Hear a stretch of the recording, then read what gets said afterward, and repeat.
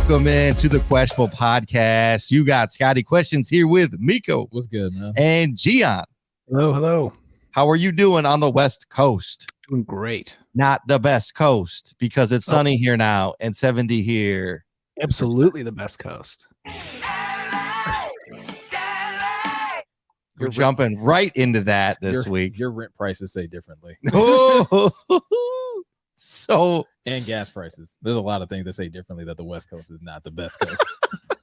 Yeah, I talk about this with my parents all the time, and but I will say this: if Medi-Cal is incredible, the taxes are high, yes, the cost of living is high, yes, but if you're below a certain income threshold, you have free healthcare, straight up. Well, free healthcare. That explains a lot, because the homeless people in LA are a whole new level of homeless. They make homeless look not so bad.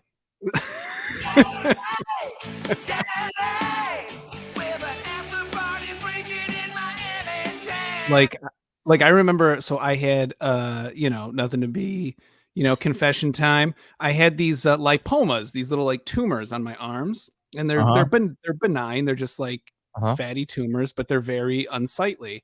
And so, when I was working part-time, I was on Medi-Cal, and I called the Kaiser and was like, "Oh, is this covered?" And they're like, "Yeah," even though technically it's cosmetic.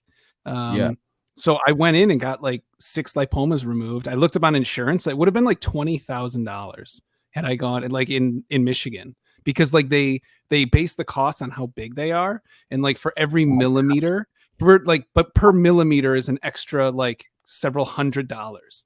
And so I just had to live with these super gross, nasty bumps on my arm for years, and then finally out here so yeah, I mean, things are more expensive, but at the end of the day, did you right though? They did. Yeah, you right. I mean, so that's my defense when anyone bags on California. That's my go-to story. So what you're saying is California makes getting cosmetic surgery affordable with Medi-Cal is basically what I got out of that story.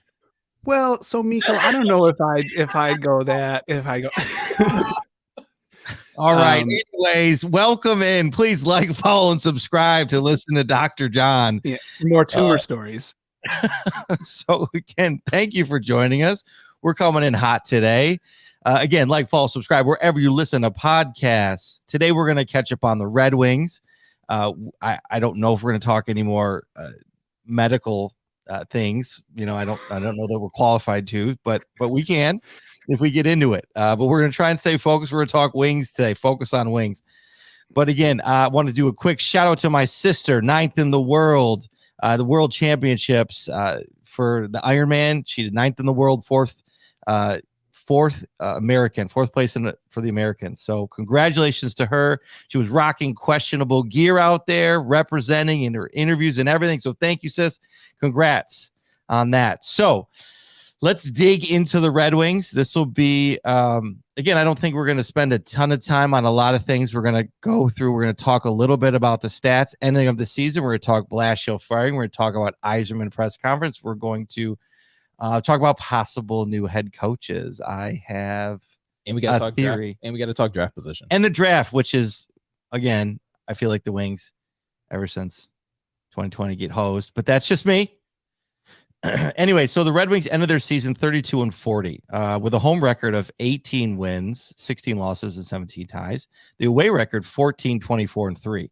Obviously different. Goals for 230 goals for, but 312 goals against. That's a negative 82. Obviously, gave up 82 goals.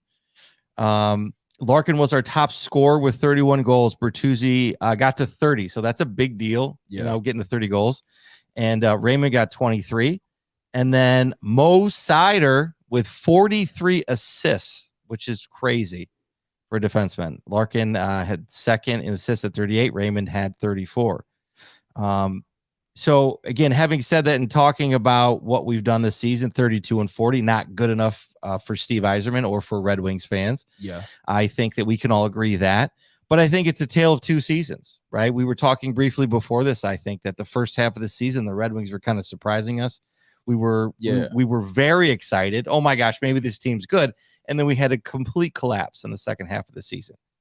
Now, I think I would love to start and open up forward with my question is, was this season a failure? Was it successful at all? Was it a tale of two seasons? And does that really matter?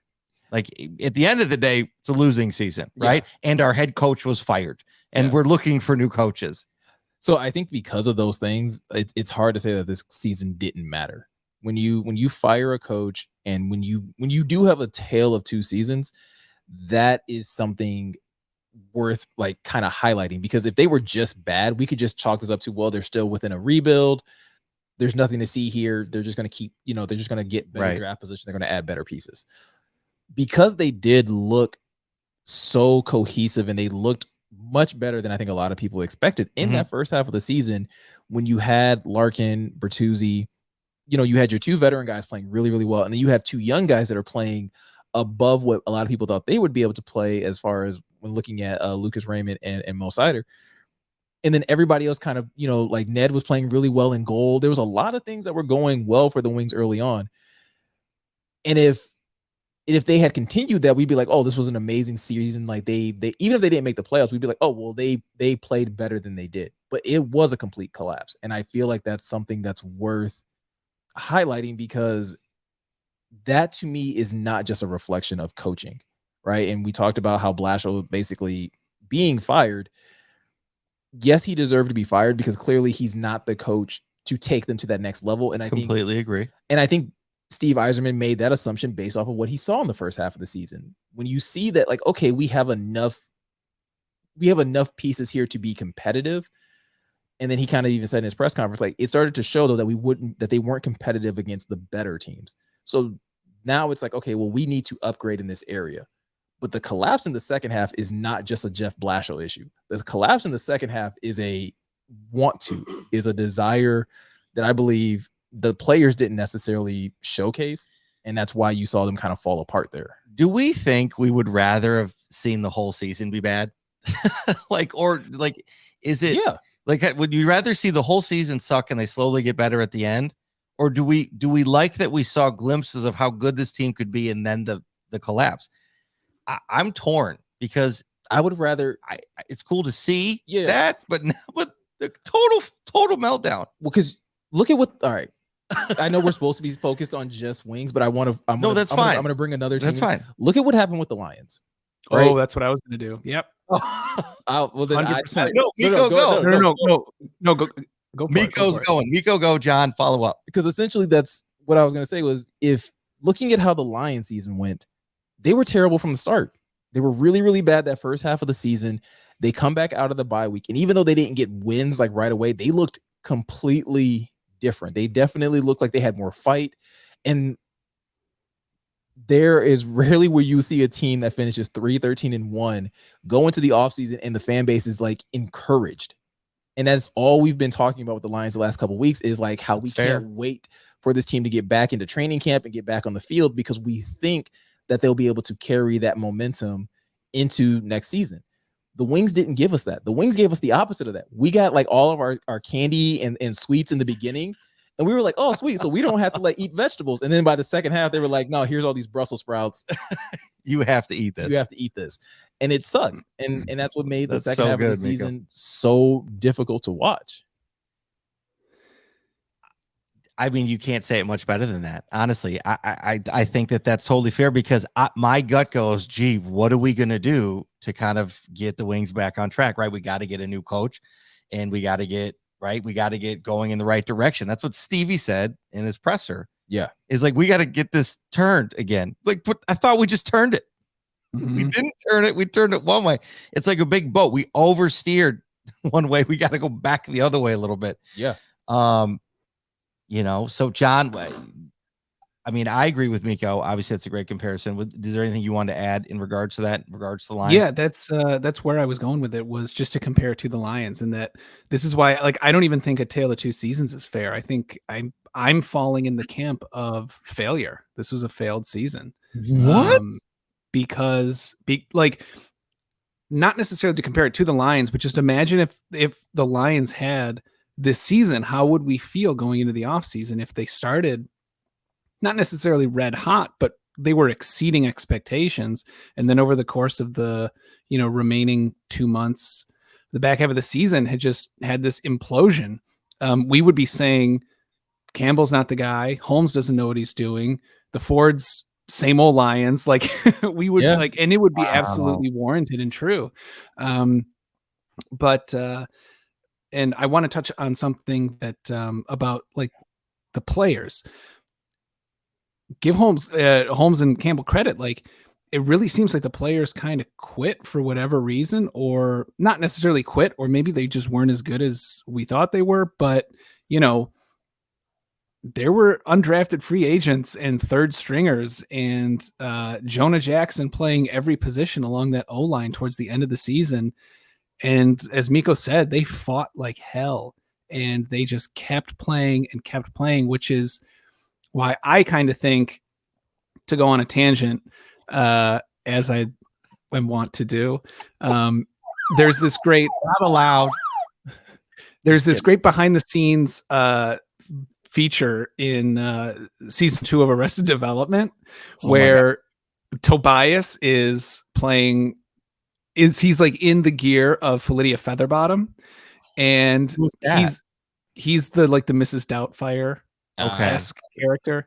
Thank you. So, but it's like a behind the scenes thing, and he's going on a rant because like I think they just got word that their Fox was ordering fewer episodes than they had contracted, and so David Cross, super smart guy, goes on this rant about how he just lists off boom, boom, boom, boom, all the awards that they've won for writing, for acting, for best comedy, for best ensemble, for this, that, from BAFTAs to Emmys to Golden Globes, just goes on the laundry list. So he's like, the problem isn't on this side of the camera, maybe the marketing team or like and so he's just like, it seems like we're doing okay.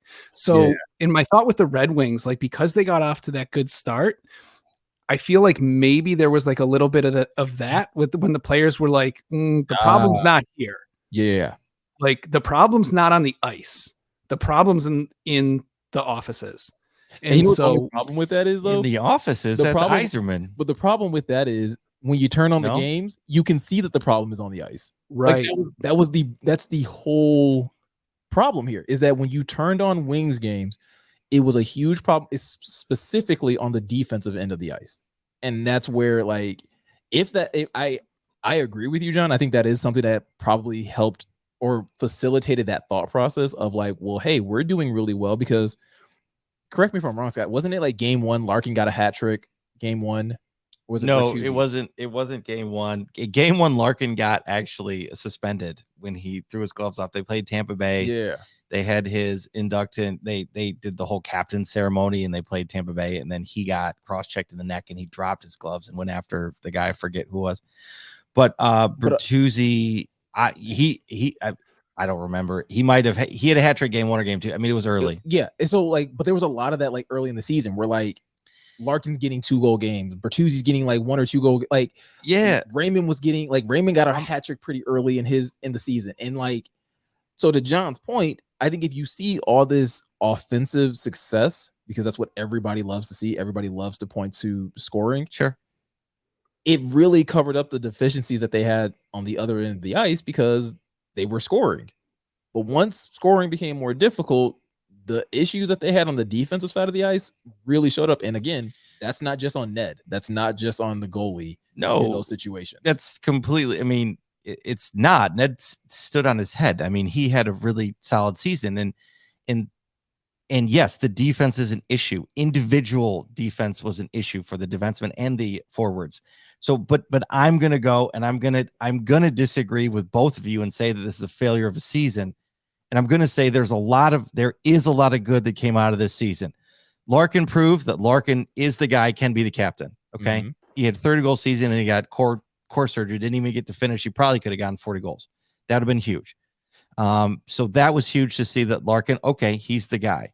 Ned, I think we have a goalie, right? We found a goalie. I think what I'm trying to say is like Raymond, Mo Sider, these guys that we've drafted are working. And then the young guys that are going to come hopefully next season up, right? To the I think in regards to the organization and the direction they're going with the individual parts and pieces, to me, I saw improvement from last year to this year. This year to me, in that regard, was successful. To see that we have those pieces, to know that we have those pieces, now we have to put it together. I think that the second part of the season was horrible. I think a lot of it is on the players. I think Darren McCarty called out a lot of the players in regards to that. I think that coaching obviously plays a huge, the coach is gone, and we're going to talk about coaching in a minute. But to me, I still think that this season was overall successful. It's a rebuilding season. Again, Meko, to your point, we had our candy up front, like ready to go, like so excited, like, oh my God, this team's we're going to go to the playoffs. I think I even said it, like, no way, we're Yzerman's eyes are playing ready to go. Like, let's just count us in for the playoffs. Terrible regression, collapse. Now, John, to your point, I think that part of that could be in the offices. I think that everyone is to blame here. I think Blashill's a guy who gets blamed for it. We're going to try to do new coaching. We're trying and solve that. But I think everybody has a little bit to blame. I think Yzerman less. He's putting the pieces together. But, Yzerman's still bringing in people. Nick Lindstrom just came in. We're going to talk about coaches in a minute. He's got to bring in these coaches. He has to fix this.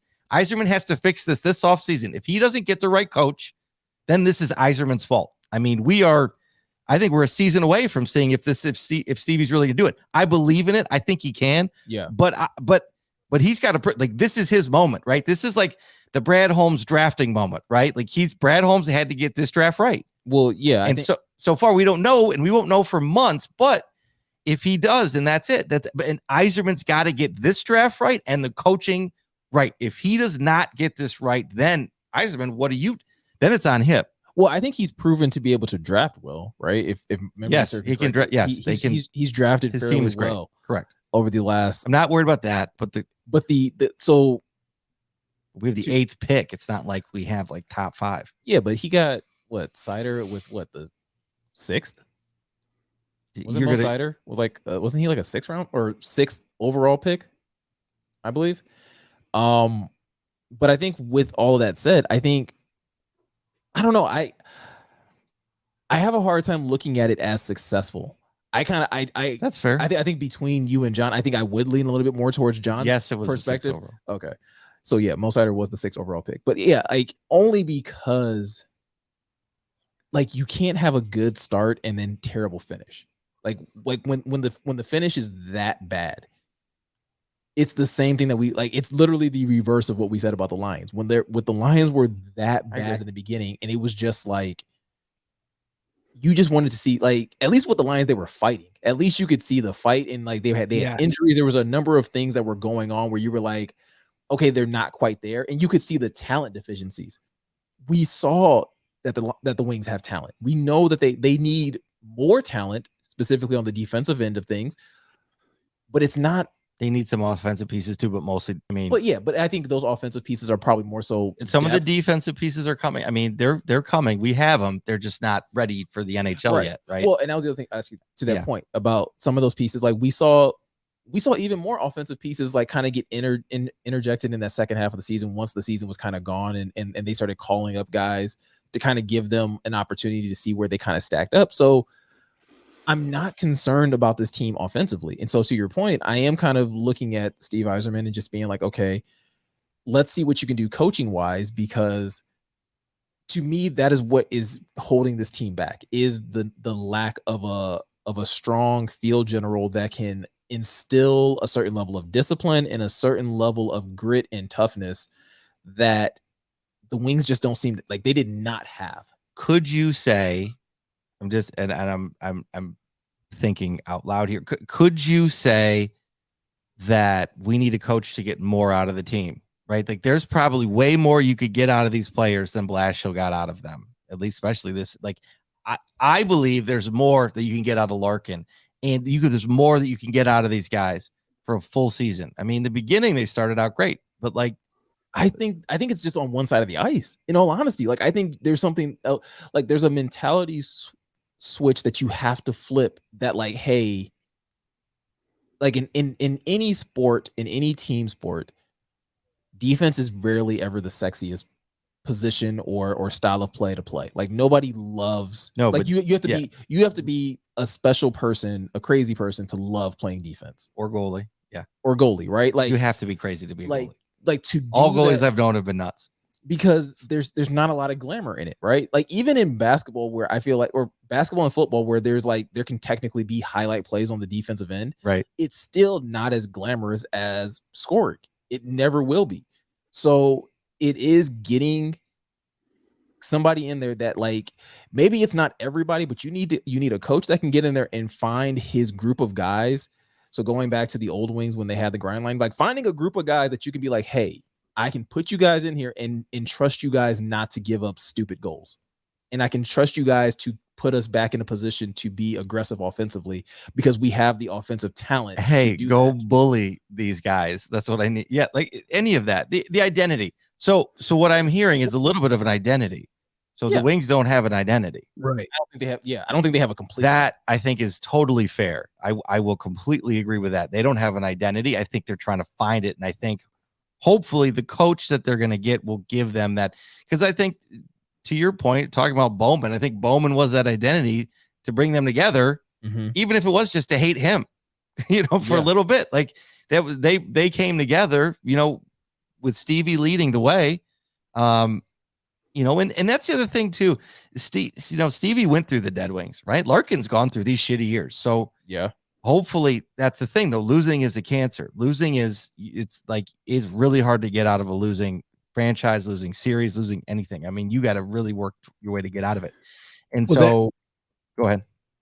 Well, that's why I might think that's mainly why I'm saying that this kind of is a failure. Whenever you have players quit like that, then I mean, again, like credit to Dan Campbell, like those players just didn't quit. And, and that goes to what you said about how the coach brings that identity. Like Dan Campbell brought that never say die, agree. And he's overused, but biting kneecaps. But more to that, like, does this mean, so say we get a new coach, say we get some new players. And remember, Blashill's been here for 7 years. So like we're at 7-8 years. Right? Yeah. So this identity vacuum, I think can be pinned on him. But so say we get a new coach, say we get some new trainers, and I don't know the coaching hierarchies and like the tree for hockey. But the only one we're keeping one of the assistant coaches we're keeping. Yeah. Okay. So say we get some new defense, and then say next season we start out quite good. And then say, just like this one, the cracks start to show. And I mean, the kids already gave up this season, and you said, Scott, losing's a cancer that's really, really hard to beat. Like, I don't know. That's why I kind of call this season a failure, is because when you have that level of kind of just buy out, sold, then I think, is that going to rear its ugly head next season if sort of the same pattern emerges? Like, say they go into a slump, are they going to just be like, I have an answer for this. God dang it. Like, okay, here we go again. Yeah, no, totally get that, John. That's fair, right? And then you trade those players. You get rid of those players because those are the problems. Those are the ones that need to go. And there might be a couple of those in the locker room that we don't know yet. And Yzerman wants to see if he can. You get a new coach and get the best out of these guys. And if they can't, they got to go. And that's what I was saying. Like, Bertuzzi is going to sign his extension. I don't know. Again, we're not in the locker room, but the coach is. And so that's the type of guy you got to bring in, John, as a coach in which we'll no bullshit. Like if you are acting up, if you're not in line, you're out. I don't care if you're the best guy on the team. I remember Bowman traded, oh goodness, I forgot who it was, but he was like a 40 goal scorer we traded away and like to get a draft pick to get more Russians. And they were like, what? Like, like it's that, but it's that type of commitment and just steadfastness into what identity you want the team to be. And Bowman built that team around his identity, what was successful for him. Now, we're going to talk about it a little bit. There's some old school coaches that are on this list, and then there are coaches who haven't coached in the NHL, right? So, but they've coached, but not in the NHL. Like Blashill. And correct. And the idea with Blashill was he was supposed to build up the younger guys and get them into get them playing better in the NHL. I think he did that. I think he was here for 2 years too long. Well, I was going to say, because to John's point about some of this culture being Blashill's fault, I think I would push back against that a little bit, and that's only because of the tenure of which he came in. Because he came in when the Wings weren't quite ready to give up yet. Like, they were still holding on to veteran players. He got him in one more time. His first season, he made the playoffs. Yeah. And it wasn't until Zetterberg, Stevie, and it wasn't until Stevie got here that they were like, okay, we're starting to shed even more of these older players. And then it was like, okay, commitment. So I think, yes, these last 3 years, absolutely. Yeah. Right. The inability to establish a culture in those 3 years is definitely something that you can probably blame him for. Those first 4, though, that's an organizational issue, and like that, Ken Holland was running it. Yeah. It wasn't Yzerman. It was the end of Ken Holland's tenure for decades. That's fair. Yeah, like their refusal to like completely sell out for a rebuild, because they could have, but they didn't. They held on to everybody. They treated everybody like Abdicator. All these guys, they gave them their pay. You know what I mean? They were pretty loyal to their Wings. And that's what happens though when you have a historic franchise that has a history of winning. Like, you feel like this certain level of entitlement, or you feel like you owe it to your players to show them this gracious way out.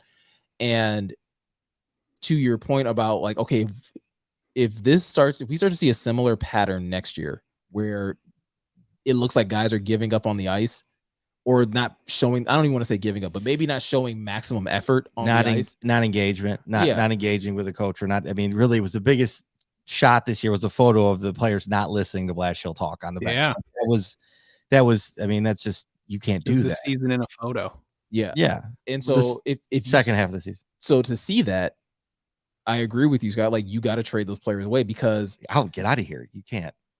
Like, those players need to understand, yes, you are a part of a historic franchise that has a history of winning. You have not been a part of that winning, though. So you don't, like, you're not entitled to that level of gracious exit, right? To your point, I know we talked about it like over the back when the trade deadline was coming up about the possibility of Bertuzzi maybe being traded. Like, and they're going to sign him to an extension now.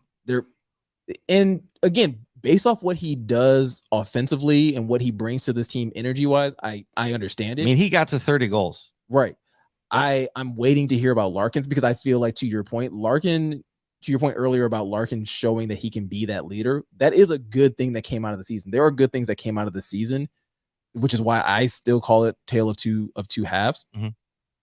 But I think like Larkin is somebody that you do need to keep a hold on to, because I think he is that guy that can be that. Like, if anybody's going to buy in, it'll be that guy first. Correct. He'll be the guy that buys in, and I at least have enough faith that he'll bring Raymond, Seider, and probably like Ned along, and probably a couple other guys like Bertuzzi. I think he's been bringing Bertuzzi along, even if I think that. Yeah, I think Bertuzzi's rogue, though. I do think he's on his own and he'll do his own thing. But I think that Larkin did a good job this season of keeping him engaged enough. Yeah. I'm wondering if there wasn't a Larkin, Bertuzzi would have. Who knows? It feels like he's a guy that would just go. Well, he seems like, again, we talk about this with the Pistons as well, as like when I talk about like having. And Bertuzzi, we don't know you, but we appreciate all you're doing. And that's why I say offend anybody, but no. But I think like when I talk about the Pistons and I talk about Cade and Sadiq being Batman and Robin, like when I look at the Wings and I look at Larkin and Bertuzzi, like they look like Batman and Robin. Like, it looks like if you have those two guys on the ice together, it feels like, even if one, like, so it's like Raymond and like Catwoman. No, like Raymond is like Nightwing. Like he's not quite elevated himself. Like, he's not fully embraced. Like, right. He's like Robin number 2.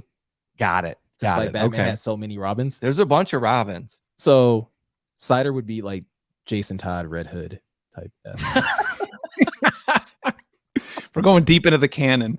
Yeah, I love it. I mean, if you know Batman lore, hey, check it out. Yeah, read up. You understand how it all works. But like, so yeah, like they have the guys, and I think Larkin is the next guy they need to take care of, right? I think he I think they will, but yes, I'm curious to see. Yeah, because his contract is up after next season. So again, I think that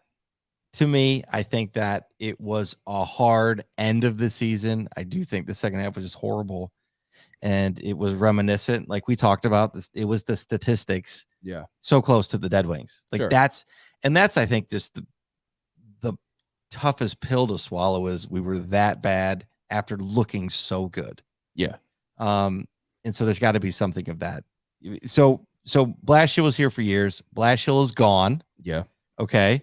We are searching for head coaches. So anybody out there with coaching experience or not coaching experience. Apparently, like whether you have it or you don't, Stevie's willing to look at anybody. So Stevie, yes, in Stevie's comments, he goes, I'm going to put a bunch of names on a list. I'm going to make that list smaller, review that list. I'm going to make that list smaller. And so that's how he's going to go about doing this. And I think a big thing is nobody knows what he's going to do. Probably the guys around him, probably Nick Lindstrom, and he and the group is talking about what they're going to do and who they're looking at. There was an article, Meko, that you had sent that there's a list of options I'm going to go through that are interesting. You want to go through the whole list, or do you just want to pick out your favorites from the list? I'll pick out my favorites from the list. Okay. So we don't have to go through all. Well, I was going to say, because that way we could all like have a favorite. Okay. All right. So on the list, my favorite, and everybody knows this that listens to the podcast. The questionable podcast called the Blashill, need for firing 3 months ago. We called it early, and then everybody saw what we saw, and then they agreed. So again, good job, crew, on that. When I said that, it would be amazing, perfect world. So Igor Larionov to me would be great.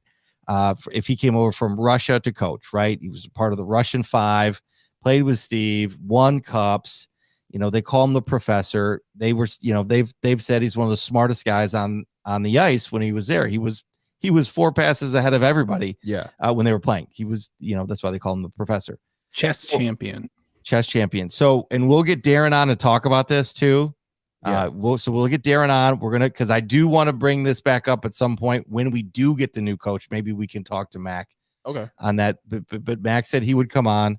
So to me, Igor Larionov would kind of be, that would be the most, for me, I think that's the most realistic, interesting option. Now, I don't know what is possible with everything going on, overseas in Russia. I don't know if that will affect any decisions. Yeah. I don't know.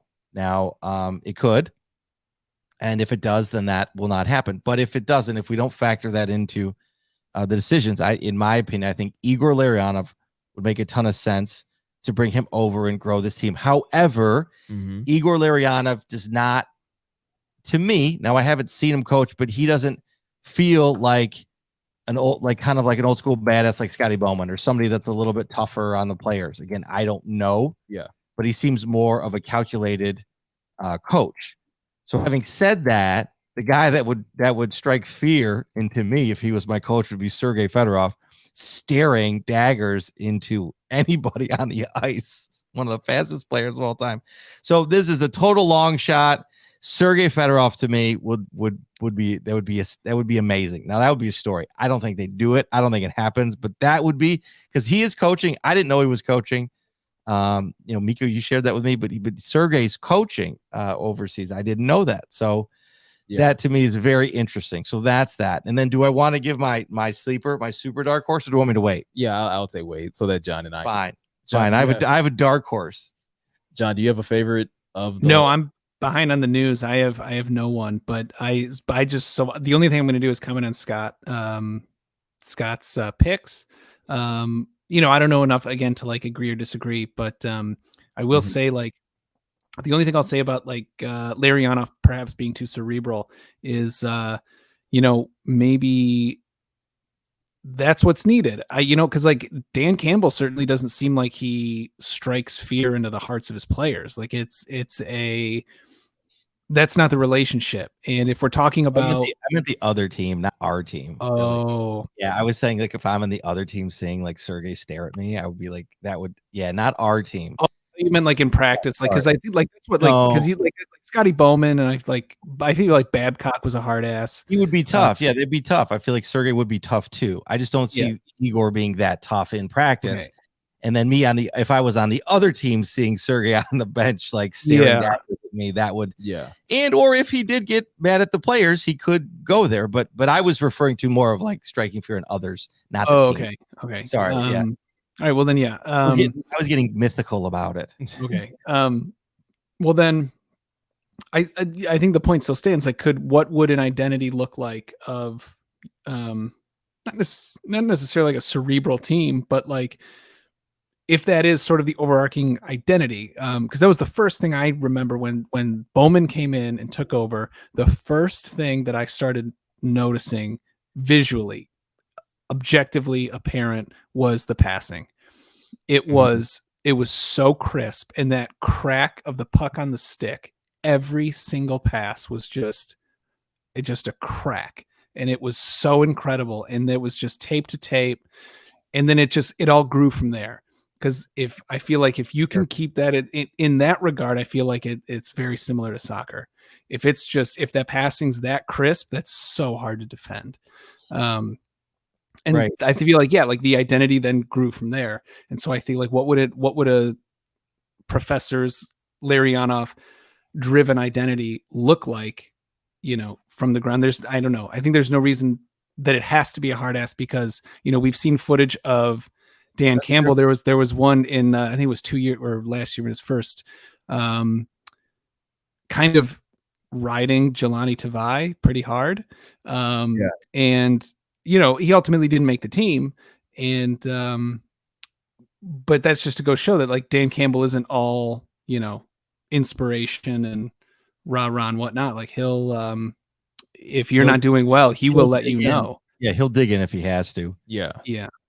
I think also the game has changed. So in what we're talking about, John, and in what you're saying, from that game of hockey, I think you're totally right. That was part of the Russian game that they brought was we worked so hard to get the puck. Why would we give it back to you and dump and chase? So we're going to pass it all around to get into the zone. I think that was what McCarty had learned. And they were like, that was the whole thing, learning how to play soccer outside of, in warmups, they would play soccer. Like, what do you, the Wings, from what I recall, the Wings started that. They were messing around playing with soccer ball before games, and all the teams, do it, play futsal. So I think that's a really interesting point, John. And I can't answer that, but I wonder now, the hockey game is so much faster. Yeah. And the players have to process information so much faster than they used to. And so in listening to how in which they assess the new players that they're going to draft in the NHL, they're looking at the players they're playing with and how fast that they're playing together. So they're really assessing if these guys are leading the way, keeping up, or if they can't keep up. And so that's a big part of their assessment is how fast they can process and play the game, because it's so much faster than it used to be. And this is, again, what you see it, but it's hard to see on TV, right? Hockey is a game, like Darren says, you got to be in person to really understand it. So it's not really made for TV. But anyways, I digress. So I'm curious, John. So maybe, Larionov, the cerebral, maybe that's what we need because the game is so much faster and you have to, and maybe that is what you need. So that's a good point. Anyway. So, okay.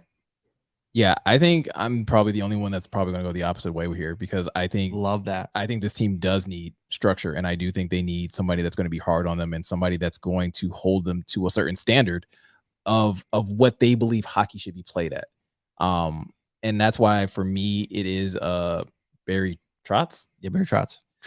Barry Tortz is the guy that I would probably love to see, hearing that so obviously between the three of us, I'm probably like the least hockey knowledge, but doing research and seeing the reaction that Twitter basically had once Barry Trotz was fired.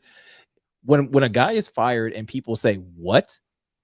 Yeah, that's a guy you go get, because that's a guy that clearly is good at his job and people don't believe that he should be without a job.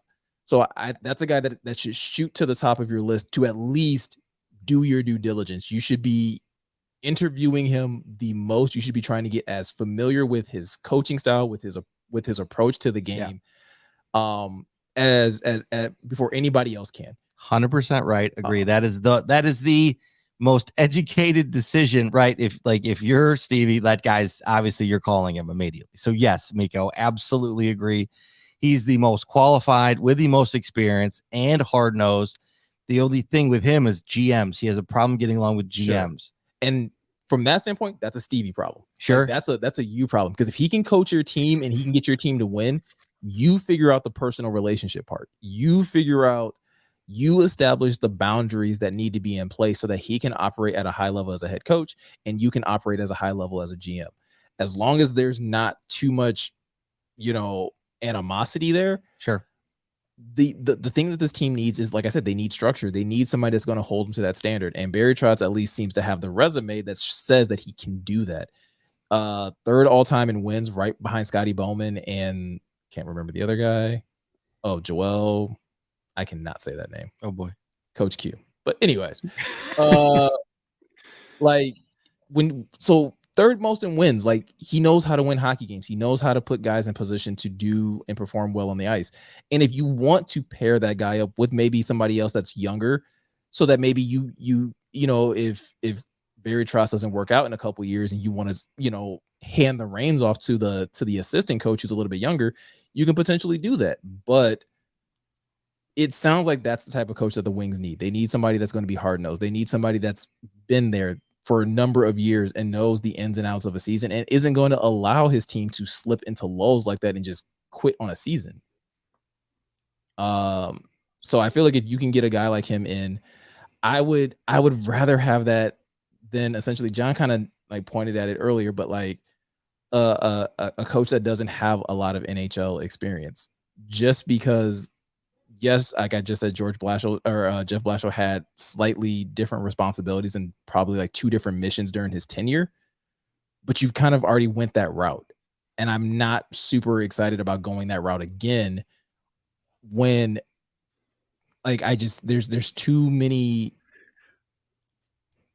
It would feel so much like a restart, I guess, to me. If you went out and got a coach that had 0 NHL experience with the offensive power that you have, it would just kind of feel like you're just kind of throwing the towel in a little bit and just being like, oh, we're just going to see what happens. Agree. Now, with Yzerman saying, real quick, John, with Yzerman saying, though, that he wants a coach to do and instill what he wants in the team. So my only concern is if Trotz doesn't.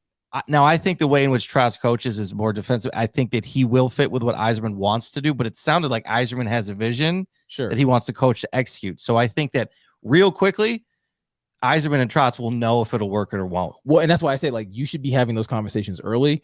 Yeah, I'm with you. But this is another thing that I guess we don't talk about. Joel Quenneville. Thank you. No problem.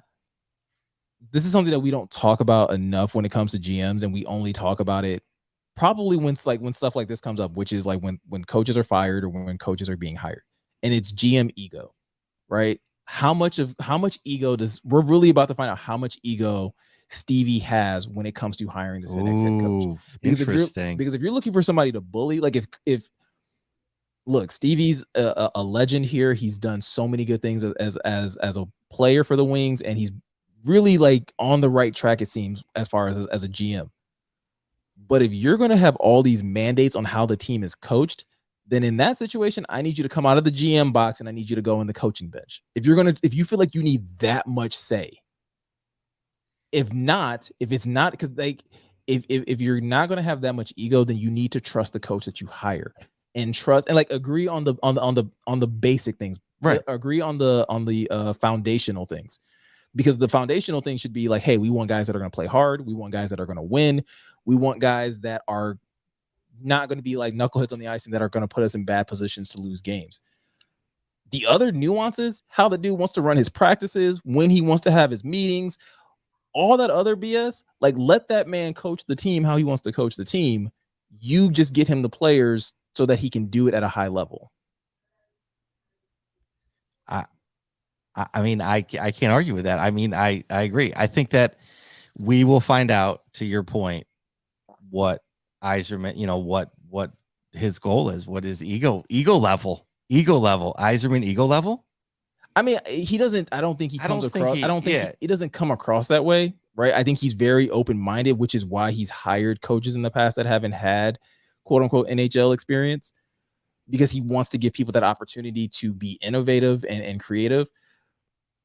But again, what you saw on the ice, you need somebody that can wrangle those guys. You can't. I don't think you can bring in somebody that could potentially be seen as a peer, right? If you have guys that are in their mid-20s to I agree. early They 30s, can't. Yeah, there's a Wisconsin coach that they were saying is a candidate, and he's 31. Like, well, you can't do that. There's one guy that I Can't.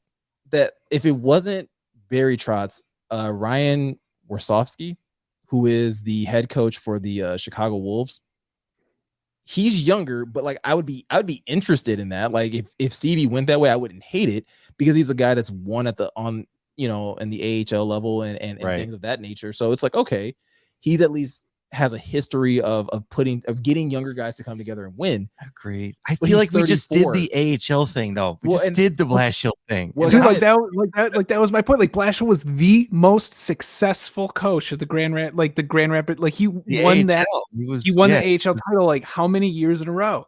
Yeah. And that was what I was going to say to your previous point. Like if they went this route, it's like, we all have that friend that's drawn and dates a specific, or, when we were in our 20s, Yeah. who dates a specific kind of girl and like gets crushed. And then like 2 weeks later, they're like dating the exact same girl. And they're like, dude, like what? And they're like, oh no, this one has blonde hair. It's like, yeah, no, the hair color wasn't the problem. Like, it's not even like, oh, she has blonde hair. Like, no, she's dirty blonde. The other one was right. blonde. Like, Yeah. Yeah. It's like, no, like we already went down that road. I don't know. Like, and that's not to say it couldn't work. It very well could. And Stevie obviously knows far more than me.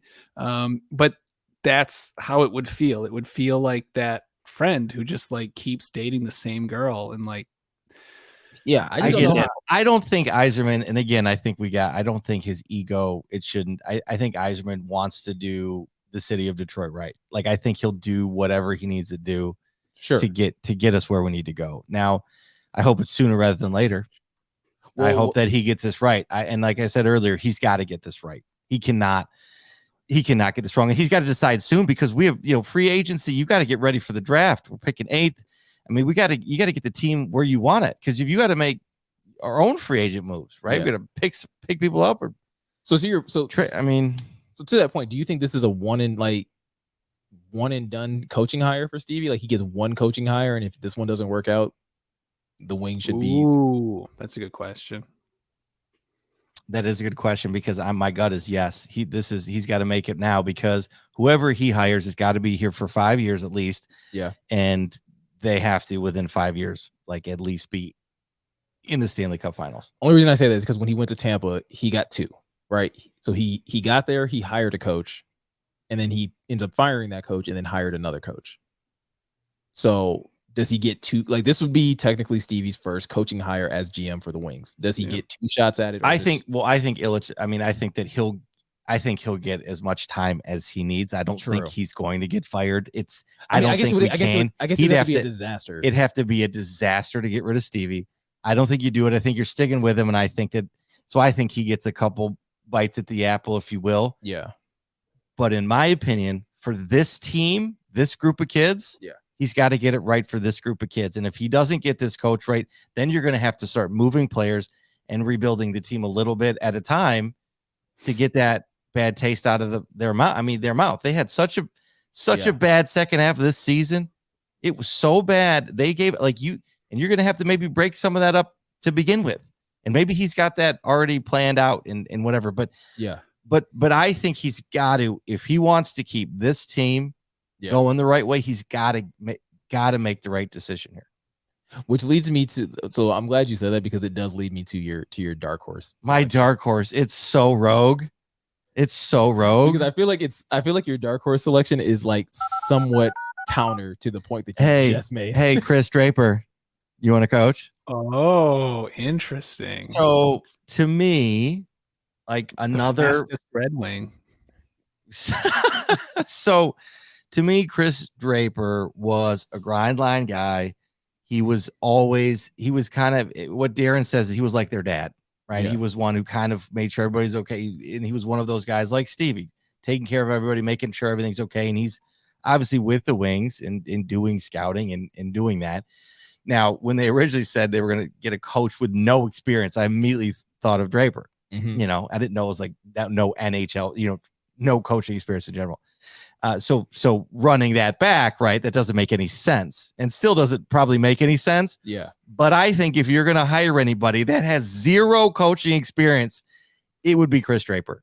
He could do anything. The guy is an epic, historic, like hard worker, so he was a center and he wasn't that good at taking faceoffs, but he worked so hard to get so good at taking faceoffs. He could win. Like his faceoff percentage was quite high, and I don't have that in front of me, but that was his thing, is he could win faceoffs. And so I think that would be a guy that could be tough and sweet and sour right there. He would be able to, wear multiple hats. Like, I don't know how head coaching is now, but all roles and even jobs that we have to wear multiple hats these days because so many things are happening. Sure. That was my gut. It went to Chris Draper as a rogue dark horse. I don't think it's going to happen. But that would be, if somebody is with no coaching experience, I think that would be Chris Draper. That was I'm glad you walked that back, because when you initially told me, I was like, okay, I was in when they said it, like no coaching experience. I go Chris Draper. So yeah, because or Osgood, Ozzy, get him out of the booth. So again, Ozzy's so funny. A guy who has no. But yes, I went Draper. I went Chris Draper. Absolutely. I was like, oh, Chris Draper, okay. And I'm sitting here thinking like, oh, he must have coached somewhere. No. And all of a sudden I started doing Google searches. I'm like, scout? Yeah, scout. And I'm like, no. He's had to coach somewhere. And I'm like scrolling. I'm like, zero. Scotty's lost it on this one. I was like, nope, can't do it. I still think like that would be hard for Yzerman to sell into. Oh, that'd be so hard to sell the fan. Like, not to fans, to the Red Wing fans. I don't think so. I think it would. Really? Yeah, I don't think so. Actually, because to that point, and this is kind of my only concern. Not concern, but this is my only I don't know why I'm not super feeling like I'm not really feeling the idea of hiring like Igor or Sergey either. Is something about that just feels like a nostalgia pull. Like you're just trying to pull at the hearts of the fans, and I don't think the Wings need that. The Wings, even though they've been bad, lately, I see how you say that, but go finish, and I have a point then. Because the Wings, like I said, yes, they've been bad, but we saw what they can be when they are winning. If they win, people will turn up at Little Caesars Arena with like no extra push, extra pull, and going that route.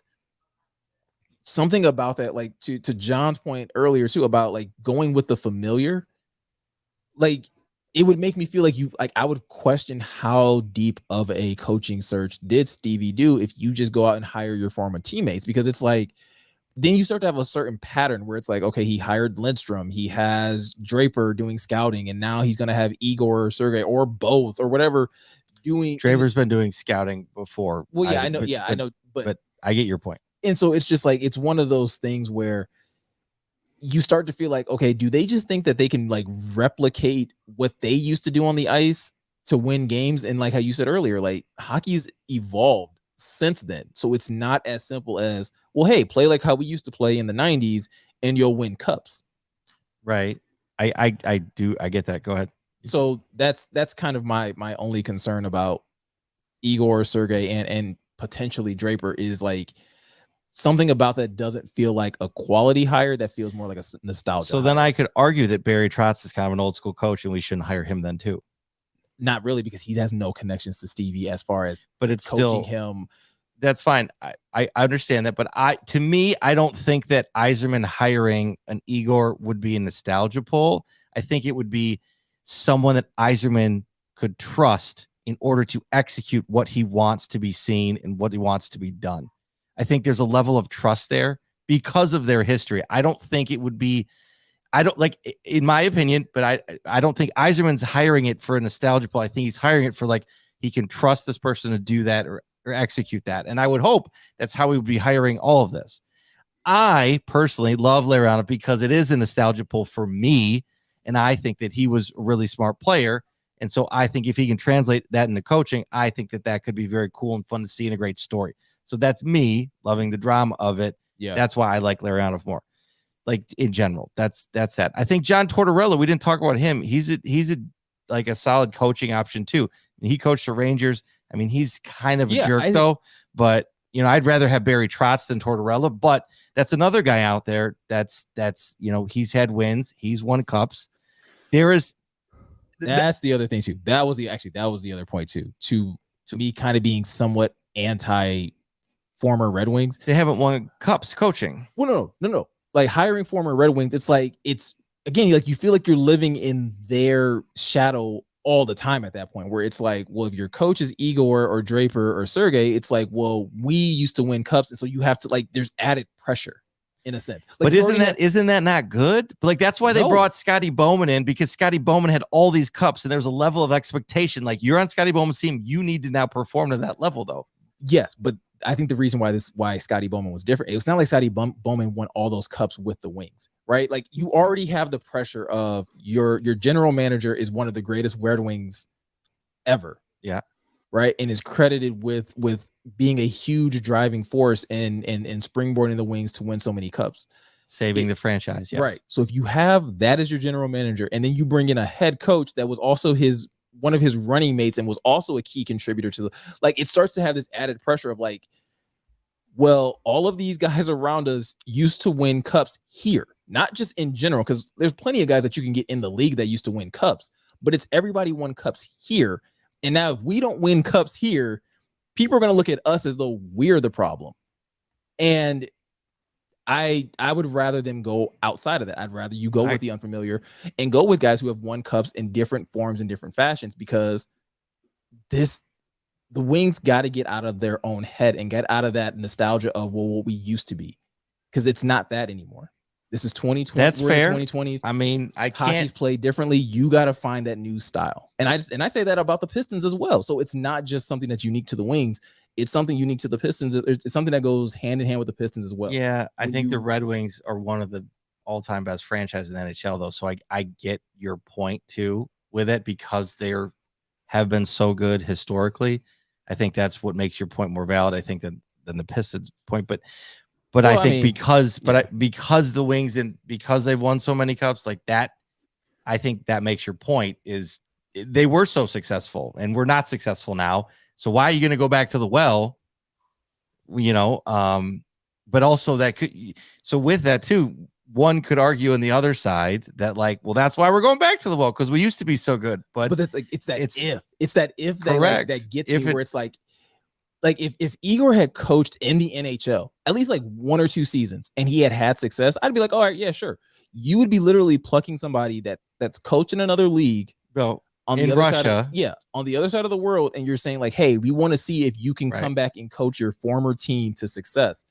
That's a gamble that if we're saying that Stevie may only have 2 more shots at the apple, 2 more bites at the apple, I don't want to burn one on that. That's fair. I don't want to burn one on that. And to your point, would Igor want that responsibility? That's another thing too, is these guys having to do that.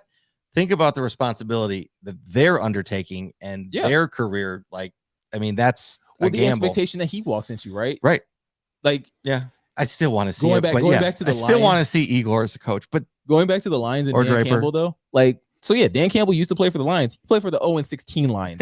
Like, there's no expectation for you to come and bring a Super Bowl here. Like, we just want you to like not be a joke for like the first season. Oh man. All right, John. Anything there? Anything there? No, that was fun. Gionne? That was fun to listen to. No, yeah, I can see it going both ways. Like, I feel like oh my god. Oh my god. Had to do it. I feel like if Yzerman brings in Larionov or Draper, I think to Meko's point, I think he argued his point very well, especially because I think he does get 2 bites of the apple, but if he brings in Larionov or one of his old cronies and it just goes disastrously. Cronies? I mean legends? I mean, it would of the conversation, cronies. Yeah, I mean, then I think he's on a much. I mean, you'd think like anyone else, they'd be on a much shorter leash, but it's Yzerman. Like he's literally a living legend. I think he's locked in, so he might even get 3 bites if he. So, well, I think it's almost one of those things. Maybe you want to limit the amount of burnout, because you got to think about it. If he gets 3 bites of the apple, so let's say it's an average. Hopefully, he just needs the one. We need the one here. Hopefully. But like, let's say it's 3, right? And let's say each coach is only lasting like 3 years. Like, I think at some point in time, Stevie might just get fatigued, because I think the fans are going to start. No, Stevie, he'll resign before it gets to. Well, he's prideful enough, and he understands. He'd be like, no, it just didn't work. Here. Yeah, it just didn't work. And again, I think we did talk about this when he, like the pressure that he has to feel to fix this franchise again for the second time. I mean, that dude's probably sitting there stressed out of his mind of like, I need to fix this shit. Like they think go with the right. Do with the Lions, with the 2nd overall pick. Go with the safe pick. And I think, Meko, and here's the thing, I think that's what they're really going to seriously take a look at. And we might even find out in the next week, that's what it is immediately. It could be Barry Tortz in a week. And if that's the case, good on Stevie. Yeah. Just bit the bullet, like looked at the list. He does love these assistant coaches though. Well, like, that's why I say you get a guy like Barry Tortz in here to not just like get this team in order, not just get the players in order, but maybe get this coaching staff in order. Get your trainers and all of these guys to understand a certain standard of what it means to have a well-oiled machine that can make a run to the playoffs. Hell, be in the playoff race. Like, that should be the goal for your next coaching hire. Next year, the Wings should be in the playoff hunt. I mean, goodness gracious, they should at least be close enough that at the end of the season, we're thinking that they can, we shouldn't be like coasting through February, March, and April, just being like, all right, well, the season doesn't matter. No, never again. We can't have that again. And I think Yzerman knows that. I mean, he's not an idiot. So, anyways, yeah, I'm again, this is, I know that people probably don't care, but I care. We care. I mean, I care because Wings care. You want to see, I mean, I want to see all of these teams do well. And so that means not just getting good players, but that means hiring the proper people to coach and lead your organizations. I would say of the 4, 2 of them are doing pretty well at it. What do you mean? I would say like the Lions and the Tigers both have good like coaches / managers that I have like faith in for the long term. Right. And then obviously the Wings have a vacancy, and I'm still on the fence about Dwayne Casey. Dwayne Casey's got to prove it to me. I'm sorry. He's on a 1-year prove it with Meko next season. I mean, seriously. He's on a 1-year prove it. Listen here, if the Pistons and he might be out by mid-season if Meko's not happy. If the Pistons get another if they get the number 1 pick again, or if they even get a top 3 pick and you still can't produce a winner or a contender, get out. Pack your stuff. I respect you as a coach, Dwayne Casey. You've done amazing things in your career. Get out of Detroit. Can we get the bouncer in here, please? I may be alone on that one too, but I don't care. No, I'm with you, and I think that's one thing that tying it back to the Red Wings and Stevie is like with you on that. I think the Urban Meyer was a disaster for the Jags, but it's like the whole the Cardinals drafted Josh Rosen, not working. Boom, we drafted Kyler Murray. I feel like if Stevie realizes this is not the right person quickly, like you say, oh, he has 5 years or 3 years. I think people will be willing to forgive, maybe not a mistake, but like if the actions taken seem decisive. Yeah. Like Scott just said, in 1 week, boom, we have our head coach. People are going to I feel like people are going to like it. Maybe not no matter what, but I feel like people are going to be more inclined to like that. And I feel like if it turns out to be the wrong guy and it's 1 season and boom, you're gone, I think people are going to respond better to that than, languishing for 3 years and be like, oh yeah, we should have done this 2 years ago. I feel just like decisive action, I feel like will be received better at this stage than, I don't know, sort of a wait and see approach. I agree. And I think that's what Stevie has to do, because he's got to get these guys back on the horse. I mean, the end of that season was terrible. The guys are probably all thinking about it, and they're all, or if they're not, they should be. That's the other thing too. Get the new head coach in, get them sorted, and get them thinking about next season and what you need to do to prove it, to prove that you can stay on this team. Yeah. I think that's the other thing, Stevie, that I don't think anybody talks about enough, how Stevie will trade anybody. And I think he will. I don't care who, like, I think everybody, like I said, everyone's up for grabs. I don't care if they sign an extension. Yzerman will find a way around it. I mean, he's been able to dump, how many people for they're like, oh, don't do a deal with Stevie. He's going to do you dirty. Because, I mean, in every trade, Stevie seems to win. Come on top. Well, I was going to say, I think like the only guys that we could probably say are safe. Larkin, Raymond, Sider, Zadina, and probably. No, I would stop with Larkin, Raymond, and Sider. I say that's about it. I would probably say Ned. I think Ned would be safe for now, but I don't think I think he is one of the two goalies. I still think there's a goalie. That's what I was going to say. No. I think Ned is one for now. Yes. And like McCarty says, when Stevie's ready to go, he's going to go get that goalie like a Vasilevsky, or not Vasilevsky, bad example, but he's going to go get, if you can, the top goalie in the NHL. Yeah. The one on the Rangers. What is his name? Get him a massive contract. When is his contract up? The only reason I throw Zadina, although he's playing terrible, is because he was a 6th overall pick in 2018. So he hasn't been here all that long. He's only 22. Agree, but I still think that at the end of the day, if Zadina's not doing what he should be, and he's really close on the fence of like, he's good, but like, can he be that guy? Isn't health been his main issue? Like him staying healthy? Yeah, mental health too. Okay. Gotcha. But yes, it's like injuries. I mean, a lot of the guys, but Veleno, I mean, again, there's been a lot of guys we've grabbed. Nemesnikov, right? Like these guys, we're building this team. We have a really great group of players. We have to put it all together. Yeah. And that ends with the coach. And with that, I think we can wrap it for today on the Red Wings, unless there's anything else you guys want to add. Red Wings got the 8th pick, so I don't know enough about this draft to know like if that's good, great, whatever. Stevie seems to be able to do great things though. Like he seems to be a smart drafter, so I have enough faith that he will find value. What I've heard is there are some good defensemen you can get later in the draft too. Good, so because that's what they need. Yeah, so I think that we're okay for what we need on the team. Yeah. You mean we're not going to obsess over this pick for 2 months? No, that's not how hockey works. No, dude. We're probably going to miss the draft completely. And John, if you didn't see it, the guys are just holding up like, and the 8th pick is the Red Wings, and the 6th. Oh, really? I've never watched an NHL draft. It's the funniest thing to me in the world is the NFL can get the draft so right, and the NHL can just get it so wrong. Like, why don't you watch the NFL draft and just take any notes from that? They tried to do names on the back of jerseys one year. Yeah. They had to pin them on. There were photos of them. Stop.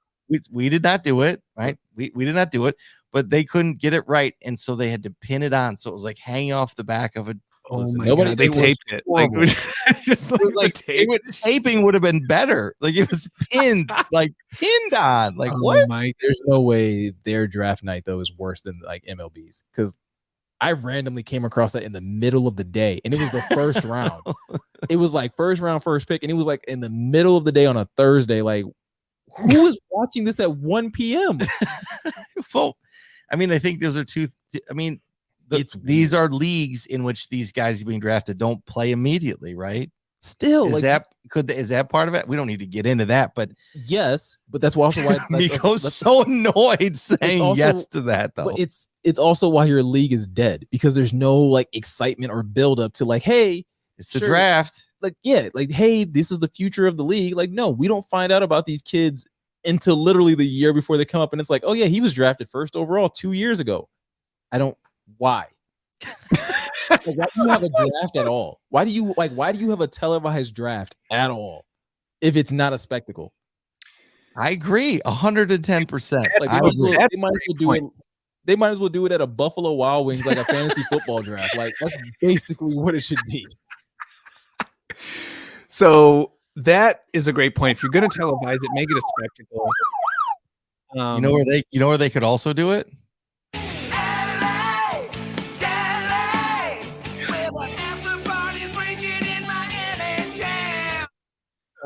They could do it in LA. But I think the NFL, oh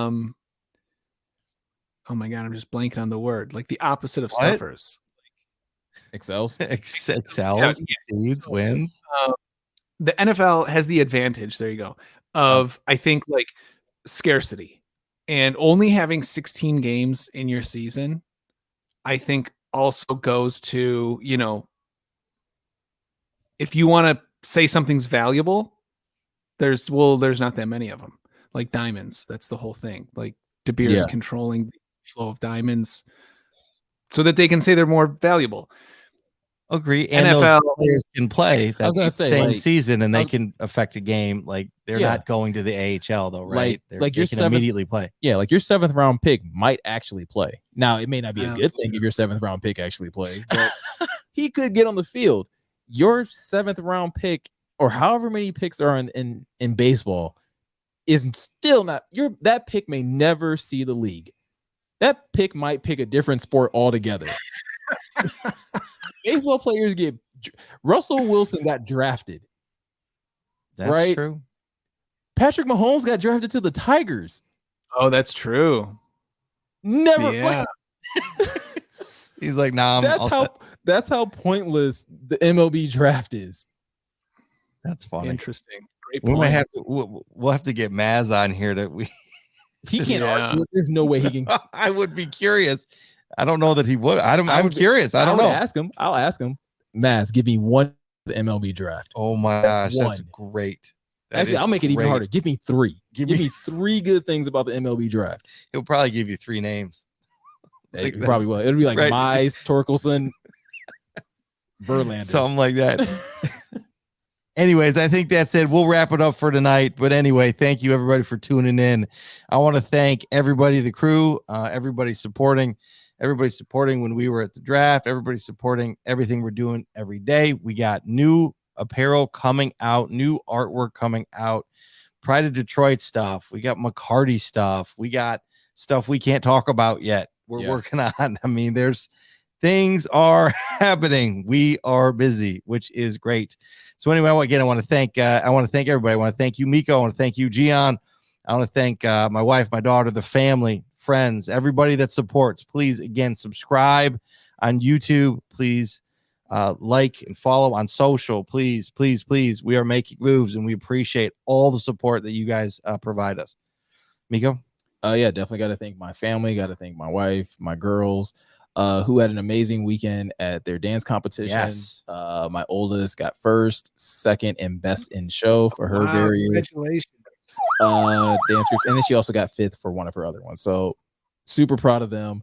My youngest got 3rd in hers, so it's awesome being a dance dad. It's not what I thought I would be doing, but it's awesome to be able to see. Hey, I might be right behind you, dude. It's crazy. These girls, you can give me all the tips. Be prepared to never have a weekend. Oh boy, ever again. But no, super proud of my girls. They are amazing and so much more talented than I could ever have imagined them being. So super proud of them. Thanks to you guys for just obviously continuing to hang out and deal with the shenanigans. That's because they have great parents. All right, I'm above average. And then always huge shout out to everybody that is engaging with us, commenting, liking our videos. Like, you guys have been awesome. You guys really loved the video with Jeremy on last week, and you guys turned out for that one, so we're super thankful for your guys' support. Hopefully we can continue to bring on people like this and have great conversations going forward. Well, we got a guest next week, right? We do have a guest next week. Yeah, Luke G will be stopping by. We're gonna have Luke on the show to talk Lions, so that'll be fun. Yeah, that'll be a good one. Yeah. Gionne. Again, having to follow that's so rough. It's so Easy.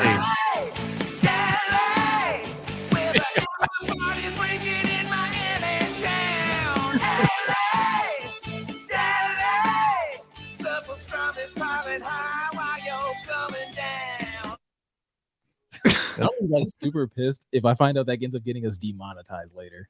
Seriously? I don't know. Would it? You're only allowed to play so much of like certain audio, so like I don't know.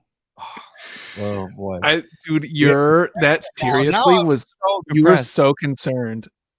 Who, right? me? It's hilarious. Yeah, Scott was like, seriously? Only if we get a copyright strike, but yeah, we're not monetized yet, so it's not but trying to get there.